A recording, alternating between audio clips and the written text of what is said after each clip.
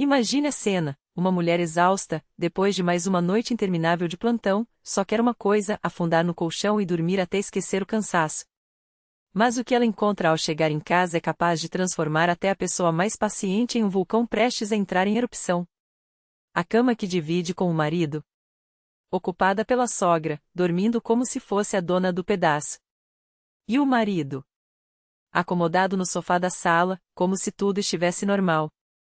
Essa não é ficção, é a realidade que Gavrilovna Kislytsina enfrentou em uma manhã cinzenta de novembro, e que mudou tudo para sempre. Não era do tipo que se curvava fácil. Aos 32 anos, ela carregava nas costas não só os plantões extenuantes como enfermeira, salvando vidas enquanto muitos dormiam, mas também a responsabilidade de sustentar a família. Enquanto ela se esgotava entre turnos e contas, o marido, Máximo, trabalhava em um emprego mal remunerado e vivia reclamando da vida, como se fosse vítima de um destino cruel. Mas o verdadeiro teste de paciência tinha nome e sobrenome: Jana Borisovna, a sogra. Uma mulher de 58 anos que agia como se a casa fosse dela, aparecendo sem avisar, criticando desde o tempero da comida até a forma como criava o filho de 5 anos, Artem.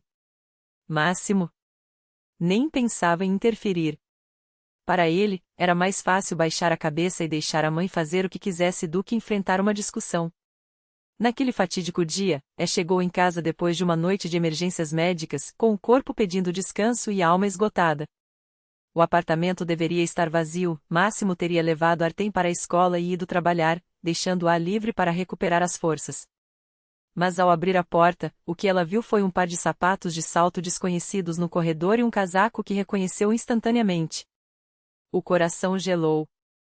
Jana Borisovna, mais uma vez, havia invadido seu espaço sem o mínimo de consideração. Na sala, Máximo dormia no sofá, enrolado em um cobertor, alheio ao mundo. Sentiu a raiva crescer. Por que ele não estava no trabalho? E onde diabos estava a sogra? A resposta veio como um soco no estômago. Ao entrar no quarto, deparou-se com Jana Borisovna estirada em sua cama, ronronando como se fosse a rainha do lugar. Cabelos despenteados, maquiagem borrada, um cheiro forte de perfume barato misturado a álcool.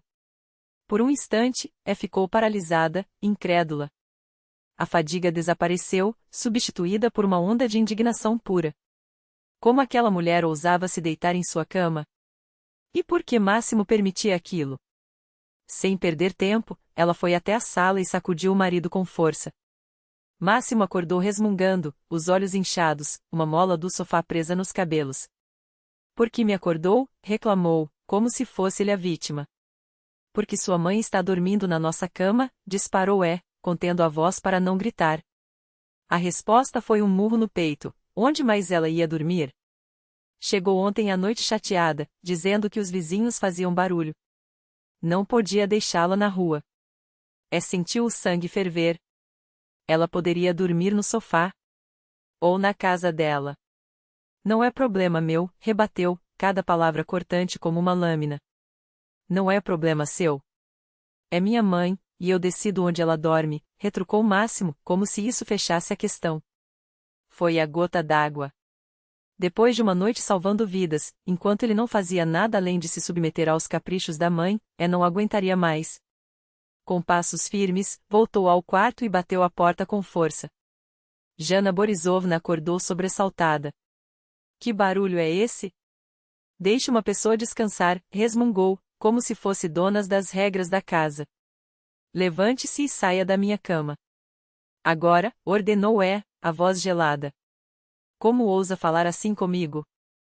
Sou mais velha, tenha respeito, esbravejou a sogra. Respeito se conquista. E você, neste momento, não merece nenhum, está na minha cama, sem permissão, respondeu sem piscar.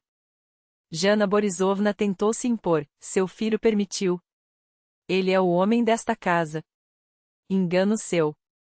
Quem paga as contas, quem sustenta esta família e quem assina a escritura desta casa sou eu. Portanto, aqui, eu que mando, esclareceu sem sombra de dúvida. A sogra, percebendo que a situação escapava do controle, mudou de estratégia. Lenoka, não seja assim. Durma no sofá só desta vez. Não é para tanto. Meu nome é Gavrilovna. E quem vai dormir no sofá é você. Ou melhor, vai dormir na sua casa, cortou ela, implacável. Máximo, atraído pelo barulho, apareceu na porta, confuso. O que está acontecendo? Perguntou, como se não soubesse. Estou colocando sua mãe para fora. Se não gostou, pode ir junto, declarou ela, enquanto começava a juntar as coisas da sogra em uma bolsa esportiva, casaco, sapatos, bolsa, cachecol.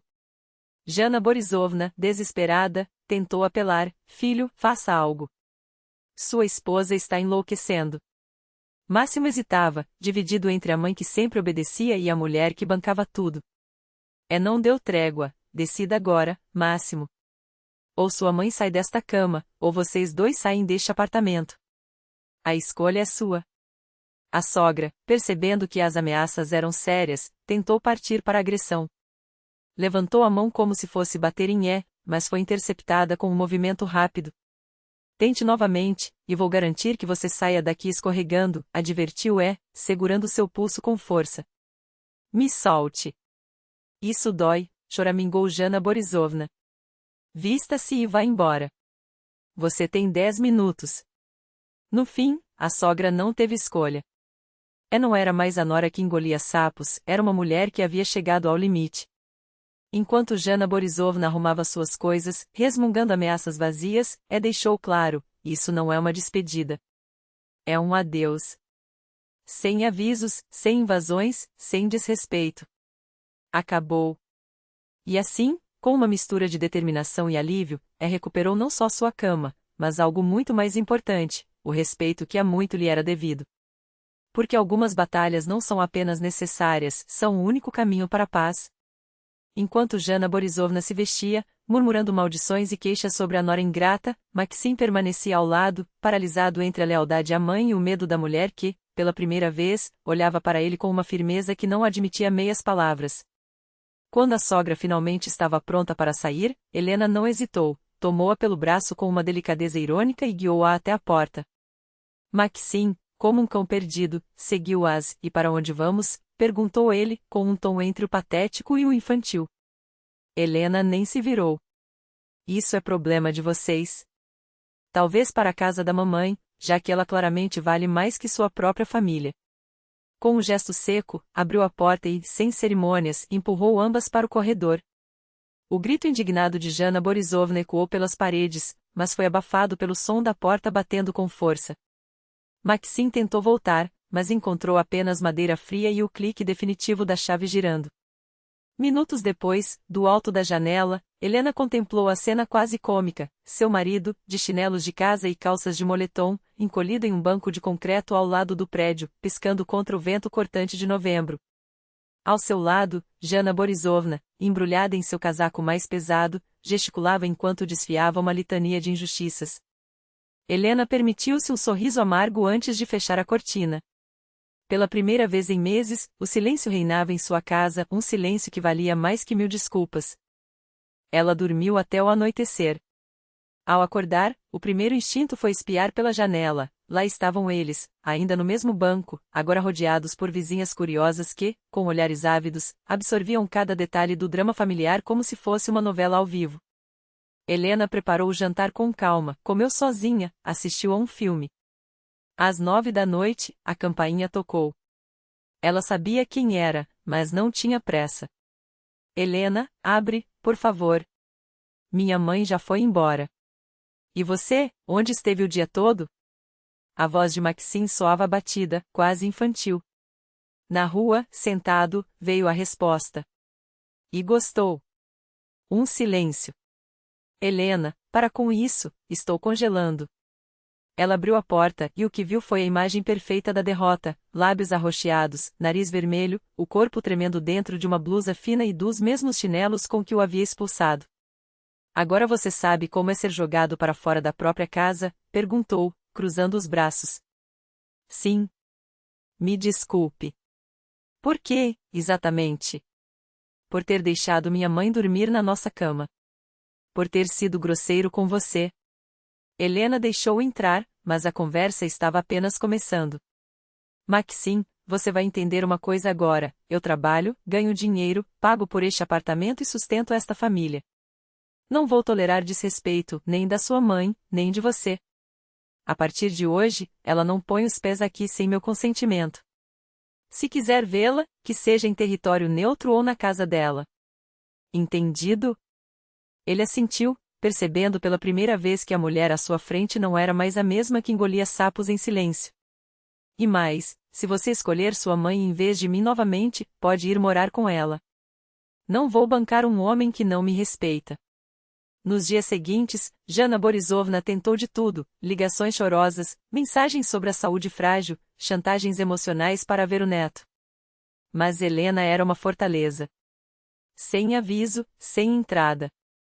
Quando a sogra apareceu sem convite, bateu na porta por meia hora, gritando que sabia que estavam em casa, até que os vizinhos, cansados do escândalo, ameaçaram chamar a polícia.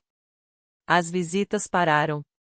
Maxim, por sua vez, demorou a se ajustar. No início, ainda se encontrava com a mãe às escondidas, repetindo os mesmos padrões de sempre. Até que Helena descobriu, e o ultimato foi claro: ou você para de fofocar sobre nossa vida com ela, ou nosso casamento termina. A perspectiva de ficar sem teto e sem a mulher que o sustentava foi como um balde de água fria. Pela primeira vez, ele entendeu que ela não blufava. Jana Borisovna, porém, não desistia tão fácil. Tentou recrutar parentes, pintando Helena como a vilã da história. Mas suas queixas caíram no vazio. Jean, você deixaria sua sogra dormir na sua cama? Perguntou-lhe a própria irmã, lembrando como, anos atrás, ela mesma havia expulsado a sogra de casa quando Maxim era criança. O silêncio que se seguiu foi eloquente. As mulheres da família, uma a uma, começaram a ver Helena não como a bruxa da narrativa de Jana, mas como alguém que finalmente havia posto limites onde eles sempre deveriam ter existido. Um mês depois do escândalo, Helena permitiu que a sogra visitasse o neto, sob condições rígidas: agendamento prévio, 2 horas no máximo, e nenhuma palavra sobre assuntos familiares. Jana Borisovna aceitou, engolindo o orgulho, porque o desejo de ver o neto era maior que sua teimosia. A primeira visita foi tensa, mas civilizada. Sem críticas, sem conselhos não solicitados. Até Maxim mudou, arrumou um segundo emprego, passou a ajudar mais em casa, como se finalmente tivesse entendido que o privilégio de ser mantido tinha um preço e esse preço era o respeito. Helena não guardava rancor, mas suas fronteiras eram inegociáveis. Sua casa, suas regras. Quem não gostasse, que se acomodasse no banco do lado de fora, independente do clima. 1 ano depois, a dinâmica familiar havia se transformado. Maxim era o marido e pai mais presente. Jana Borisovna aprenderá a medir as palavras. E Helena? Ela havia descoberto uma verdade simples, mas poderosa: às vezes, é preciso deixar as pessoas sentirem o frio da rua para que valorizem o calor de um lar. A história do dia em que sogra e filho congelaram na calçada virou lenda no prédio. Os vizinhos ainda riam ao ver Jana Borisovna passar, agora com um sorriso contido e um respeito que nunca havia demonstrado antes. Quanto a Helena, seu nome passou a ser sinônimo de uma coisa só: autoridade. Ninguém mais ousava questionar suas decisões ou tratá-la com menosprezo. Porque ela havia provado, sem sombra de dúvida, que estava disposta a defender seu território, custe o que custar.